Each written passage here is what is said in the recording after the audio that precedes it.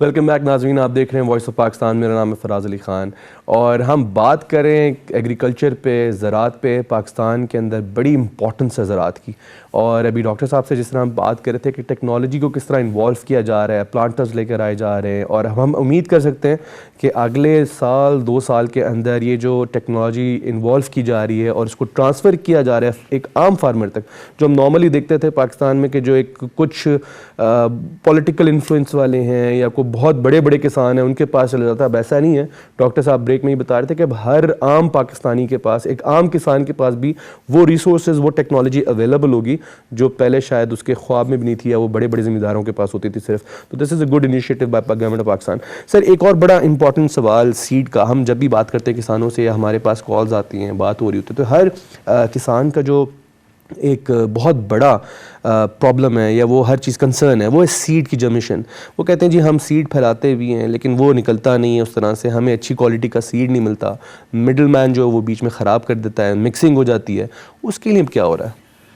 ये बड़ा एक अहम शोबा है। देखें, किसी भी कहते हैं ना, इमारत की जो बुनियाद होती है वो अगर मजबूत ना हो तो इमारत की जो एक आप कह लें कि पायदारी जो है या उसका अपना कायम रहना बड़ा मुश्किल होता है। बिल्कुल। तो ज़राअत में जो एक बेसिक इनपुट है, जो सबसे पहली चीज़ है, जो अवामल है पैदावार का, पैदावारी अवामल आप कह लें, वो सीड है। अच्छा, अगर हम जिन फसलों का सीड है तो वो उसमें सीड है, और जिन फसलों के पौधे हैं, फ़र्ज़ करें आपने तो कहा कि जी ये हम आपको दे रहे हैं अपना ना प्योर आपको वैरायटी फ़लाँ फ्रूट के पौधे की, बिल्कुल ये वो पौधा है। तो 5 साल बाद फ़र्ज़ करें कि जी आप जब वो पौधा फल पे है तो आपको पता चले कि ये तो वो पौधा ही नहीं है। तो ये सीड जो है, वो वैरायटी नहीं है। और या नर्सरी जो है, नर्सरी प्लांट्स हैं, या इसके अलावा एक और सीड का पहलू है कि जिसमें बायोटेक्नोलॉजी का भी अमल दखल है कि जो टिशू कल्चर बेस्ड पूरी दुनिया में, और फिर हाइब्रिड्स भी हैं। अब हाइब्रिड्स में और आम सीड में जो कि ओपन पॉलिनेटरी हम कहते हैं कि जी वो एक फसल आप 10 साल तक लगा सकते हैं या 7 साल तक, वही सीड आप बेशक दोबारा उसमें जो नया सीड, अगर वही सर्टिफाइड सीड आपको अवेलेबल हो तो प्रोडक्शन बढ़ती है। लेकिन हर क्रॉप में ये लग्जरी आपको नहीं हासिल। बिल्कुल। कुछ ऐसी फसलें हैं कि उनमें जैसे मेज़ है, मकई है, और वेजिटेबल में जैसे आपके पास आपका जो खीरा है, टमाटर है, इस तरह की जो फसलें हैं, या इस तरह एक और सीड है हमारे यहाँ पोटैटो का है, बहुत बड़ी क्वांटिटी में हम ये हॉलैंड से इंपोर्ट करते हैं। तो ये मुख्तलिफ सीड की मुख्तलिफ रिक्वायरमेंट हैं, इनके मुख्तलिफ सीड सिस्टम वो जो है उस पर हमने जाना है। जो हमारी आम फसलें हैं जैसे राइस हो गया, गंदम होगी, तो राइस में तो तकरीबन हम 100% सीड सर्टिफाइड प्रोवाइड करते हैं ज़िम्मेदारों को, क्योंकि उसका बीज 1 एकड़ के लिए 4 से 5 या 6 किलो पनीरी लगा के वो इतनी चाहिए होता है। तो जो भी नई वैरायटी निकलती है 2-3 साल में आम किसान तक सीड पहुंच जाता है। सही। इसलिए वहाँ इतना बड़ा मसला नहीं है। इसलिए देखते हैं कि राइस की एक्सपोर्ट वगैरह भी बेहतर है हमारी, उसकी बेहतर है, और हमारी वो जो वैरायटीज़ एक्सपोर्ट के हवाले से जिनकी अहमियत है, जो नई वैरायटीज़ हैं, उनका सीड बड़ी जल्दी किसानों तक पहुंच भी जाता है, प्रोडक्शन में भी इजाफा हुआ भी है। डेफिनेटली। हम 7.5-8 लाख टन के करीब इस वक्त राइस की प्रोडक्शन में पहुंचे हुए हैं। बहुत तेज़ी से हमने तरक्की की है, और उसमें कुछ 4 मिलियन टन के करीब हम जो अपना राइस एक्सपोर्ट करते हैं। गंदम में बहुत बड़ी क्वांटिटी में सीड चाहिए, तकरीबन 1.2 मिलियन अपना इसका मिलियन टन सीड चाहिए, 12 लाख टन के करीब। तो गवर्नमेंट तकरीबन कोई 5 लाख टन के करीब सीड दे पाती है।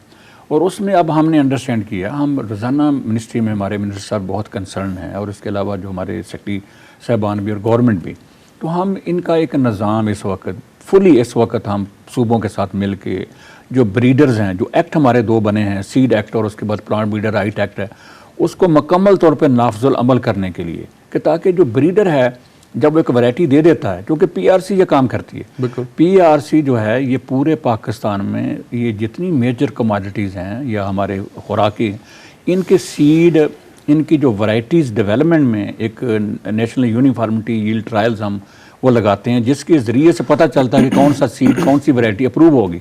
फिर वैरायटी वैल्यूएशन कमेटी हम करवा के वैरायटी अप्रूवल देते हैं नेशनल लेवल पे। ये सारे काम हो रहे हैं, लेकिन किसान तक जो seed, quality seed, certified seed जो है ना, वो पहुंचाने का जो अमल है, उसमें सर्टिफाइड सीड सर्टन लेवल का ज़िम्मेदारों तक पहुंचता है। और उसमें जो कमी है वो ये है कि ब्रीडर को हर वक्त, ब्रीडर पीछे से पंप करे सीड को, उसके पास वो रिसोर्सेज अवेलेबल हों कि जो वो 3 किस्म का बीज होता है। मैं यहाँ नाजरीन को ये नहीं चाहता कि वो टर्मिनोलॉजी में वो यूज़ करूँ। बेसिकली ये ब्रीडर सीड होता है जिसमें हम उसको प्री बेसिक, बेसिक और न्यूक्लियस सीड कहते हैं। ये मैकेनिज़्म कमज़ोर है, इस पर पूरी नज़र है इस वक्त गवर्नमेंट की, हमारी मिनिस्ट्री की। अब वो सीड सिस्टम हम इवाल्व करने जा रहे हैं जिसमें ब्रीडर कंटिन्यूसली प्राइवेट सेक्टर के साथ एंगेज होके और ब्रीडर को राइट भी मिले, वो जो एक्स्ट्रा वर्क करेगा। और उसके बाद वो जो क्वालिटी सीड की है अगले 7 साल 8 साल तक, एक बहुत बड़ा फलाह हमारा ये है कि वैरायटीज़ हमारी इस वक्त तकरीबन 900 के करीब वैरायटीज सीड्स हमने पिछले 40 साल में दी हैं सिस्टम में। इसी मैकेनिज्म से पीआरसी ने कोऑर्डिनेट करके सूबों के साथ मिलकर, सूबों का बहुत बड़ा रोल है उसमें, बिल्कुल तमाम जो रिसर्च के इदारे हैं उन्होंने बहुत बड़ा नंबर वैरायटीज़ का दिया है।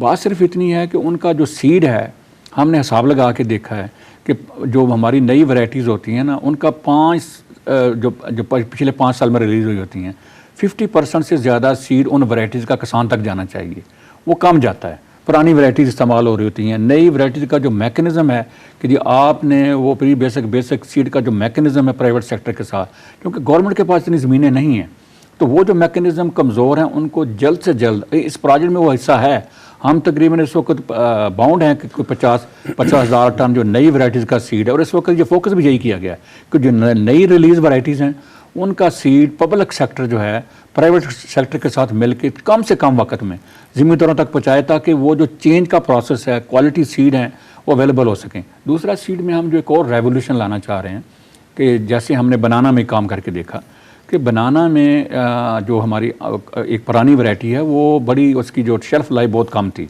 हम एक्सपोर्ट नहीं कर सकते थे। तो पीआरसी ने अभी 4 वैरायटीज़ अपने जो प्रोविंशियल सिंध की जो प्रोविंशियल सीड काउंसिल है वहाँ से अप्रूव करवाई हैं। वो 4 वैरायटी जो है ना, वो हमने चाइना से जर्म प्लाट में लिया था, उसको पाकिस्तान में हमने टेस्ट करके वैलिडेट करके पिछले 10 साल में हमने वो वैरायटीज़ अप्रूव करवा ली हैं। वो उन वैरायटीज़ की शेल्फ लाइफ उन वैरायटीज़ से कम 2 हफ्ते ज़्यादा है और ये एक्सपोर्ट हो सकती हैं और हुई भी एक्सपोर्ट पिछले सालों में। तो उनका एक टिश्यू कल्चर के ज़रिए से क्वालिटी सीड कि जी आप उनको एक हार्ड करके प्लांट, यानी 4-6 महीने का पौधा तैयार हो और 1 साल में वो फल पे आ जाए, बजाय इसके कि आप उसके शकर्स लें और बीमार शक्कर आप लगाएं। वो निज़ाम प्राइवेट सेक्टर के साथ मिलकर बहुत बड़ी मिकदार में। इसी तरह अभी हमने एक पोटैटो है, तो पोटैटो का सीड हम हॉलैंड से इम्पोर्ट करते हैं। तो ये हमें बड़ी है कि जी ये सीड जो है हमें खुद हाई क्वालिटी सीड, हमें खुद फर्स्ट जनरेशन सीड देना चाहिए। जो हमारे, क्योंकि कीमत बहुत ज़्यादा है, तो हमारे जो लोग लेके आते हैं सीड, वो 7th जनरेशन का सीड लेके आते हैं हॉलैंड से, जिसकी हाफ प्रोडक्शन होती है। हम इस वक्त ये निज़ाम हमने बना लिया, हमने 50,000 ट्यूबर को 18, जिससे 18 लाख टन जो है वो 18,000 टन सीड प्रोड्यूस होगा पहली में। और उसके बाद नए मुआहदे किए हैं कोरियन गवर्नमेंट के साथ, और एक नई टेक्नोलॉजी एरोपैनिक हम कहते हैं, जिससे बहुत जल्दी हाई क्वालिटी सेहतमंद सीड पैदा होगा। तो हम इस वक्त लगे हुए हैं कि जो हमारे कमी थी और हम डिपेंडेंट थे और हमारा इंपोर्ट बिल है, उल्टा हमें इंपोर्ट करके वो सीड, एक तो उसको हाई क्वालिटी का सीड नहीं होता, डिपेंडेंस है, फिर वो सीड महंगा बड़ा होता है। क्योंकि अभी मेज़ का आप सीड देख लें, फार्मर चीखता है कि हमें तो 12,000 रुपया 14,000 रुपया तो हमारा सीड पे लग जाता है। तो हमने तकरीबन को 45 के करीब हमने नेशनल हाइब्रिड जो हमने सिमट से लिए थे वो प्राइवेट सेक्टर को हैंड ओवर किए हैं, उससे वैरायटी बन रही हैं। तो हमारे नेशनल सीड जो है हाइब्रिड में भी और वेजिटेबल में भी एफर्ट हमारी जारी हैं। तो मकसद ये है कि हम ज़िम्मेदार को, हमारे जो अदारे हैं, जो अदारे हैं, वो अदारे जो है ये सीड पैदा करके किसानों को उसी हाई क्वालिटी का जो वो बाहर से इम्पोर्ट करते हैं और जिसकी प्राइस बड़ी हाई होती है, और दूसरा ये कि हमारी एनवायरनमेंट से कंपैटिबल होगा ये सीड। बाहर से जो सीड आएगा, दैट इज मोर इम्पॉर्टेंट, क्योंकि जो बाहर से सीड आता है वो वहाँ की ज्योग्राफिकल एनवायरनमेंट से इंपॉर्टेंस है। और उम्मीद ये करते हैं कि अब जो हमारे पास फार्मर्स को अगला सीड मिलेगा वो कंपैरेटिवली लो प्राइसेस में मिलेगा, क्योंकि वो लोकल प्रोडक्शन के अंदर जाएगा। तो थोड़ा सा इसको आगे लेके चलते हैं चीज़ों को, और हम अब देखते हैं वेजिटेबल के ऊपर भी बहुत काम हुआ। और आपसे मेरी बात हो रही थी ब्रेक में फ्रूट्स पे, एंड आई वाज अमेज्ड कि आपने जिस तरह बताया कि स्ट्रॉबेरी को अब हम पाकिस्तान में फुल रिलायंट हो चुके हैं, एवोकाडो का आपने बताया, तो थोड़ा बहुत अगर हमारे नाज़रीन को फ्रूट्स के बारे में बताएं क्या काम हो रहा है उसमें। ये बड़ा अहम है, क्योंकि फ्रूट एक हाई वैल्यू हार्टिकल्चर क्रॉप है। बिल्कुल। और फ्रूट में एक तो ये था हमारा मैंडेट हमारे इदारे का, पाकिस्तान एग्रीकल्चर रिसर्च काउंसिल का, कि हम जो भी इस वक्त हमारी फ्रूट में जो जदीद टेक्नोलॉजी है, नई वैरायटीज़ हैं, ये हम पिछले 25-30 साल से जब मैंने ज्वाइन किया था इस अदारे को, तो उस वक्त हमारी बहुत सारी यूरोपियन यूनियन, उसमें इटालियन गवर्नमेंट के साथ हमारे मुआहदे हुए थे, यूरोप के साथ हुए थे, जिसके ज़रिए से तकरीबन ये जितने भी इस वक्त लो चिल वैरायटीज़ हमारी इसकी ग्रेप्स भी हैं, अंगूर की हैं, इसके अलावा जो आप इस वक्त तकरीबन 5-6 महीने इंजॉय करते हैं आड़ू को, इसकी मुख्तलिफ वैराइटीज़, इसी तरह और बहुत सारा जो हॉर्टिकल्चर प्लांट्स है। और अभी रिसेंटली हमने ऑलिव पे हमने भी यही कोशिश की है, वही पुराना जो हमारा तजर्बा था कि बजाय इसके कि हम कुछ थोड़े से पौधे बाहर से मंगवा के फिर लगे रहे यहाँ, तो हमने इस वक्त तकरीबन मिलियंस ऑफ प्लांट हमने इंपोर्ट किए हैं, डिफरेंट वैराइटीज़, और पाकिस्तान में इंट्रोड्यूस करवाए हैं, जिसका नतीजा ये है कि अब एक ऑलिव एक इंडस्ट्री बनने जा रही है पाकिस्तान में। और हम इंशाल्लाह बहुत थोड़े वक्त में सेल्फ सफिशिएंट होने वाले हैं आलम में, और हम इंशाल्लाह एक्सपोर्ट कर रहे होंगे क्योंकि हमारे यहाँ ह्यूज पोटेंशियल है। और उसका हमने बड़ा अच्छा रिजल्ट देखा है। इस दफ़ा हमने शेल्फ पे बहुत ज़्यादा olive oil, olive related products देखी, और उसकी प्राइसेस में भी खातर खा कमी थी इस दफ़ा ऑलिव में। तो एक आम पाकिस्तानी की रीच में था इस दफ़ा ऑलिव ऑयल, तो वो this is commendable, hats off to you sir. Avocado का आप हमें बता रहे थे, वो बड़ी डिमांड में आजकल फ्रूट, उसका क्या सिचुएशन है? देखें, बाज़ दफ़ा होता ही है कि हमारे यहाँ ये एवोकाडो, जैसे अगर इस्लामाबाद की मिसाल लें और कराची की भी ले लें, तो यहाँ कोसार मार्केट में ये प्रोडक्ट्स आते हैं जो हमारे वेल ऑफ कस्टमर हैं उनके लिए ये आते हैं। और ये तकरीबन मैं जानता हूँ कि जब एवोकाडो को मैं जब DG था, डायरेक्टर जनरल था यहाँ NARC में, तो मैं ये देखता था कि ये 1200 रुपये किलो भी लोग खरीद रहे होते थे। तो हमें फिर हमारे पास कुछ प्लांट थे, कुछ मैं तंजानिया गया, वहाँ से भी मैं कुछ जर्म प्लाज्म लेके अपने साथ जब मैं वापस आया तो वो हमने हैंड ओवर किया, वो भी इस वक्त पौधे तैयार हो रहे हैं।